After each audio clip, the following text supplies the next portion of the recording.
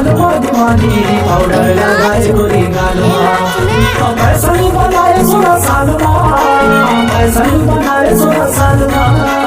fashion बनाए 16 सालमा दीवानी पाउडर लगाए गोरी गालमा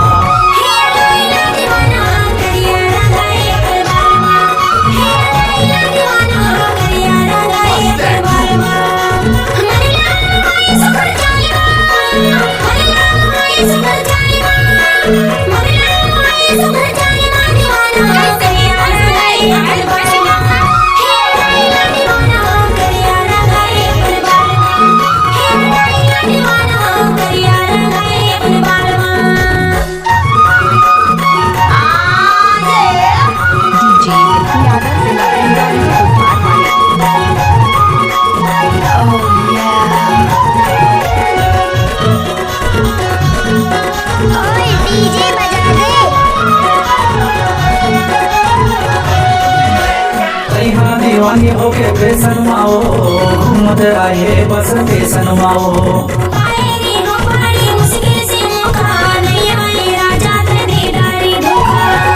दीवानी होके फैशन माओ घूमत आए बस फैशन माओ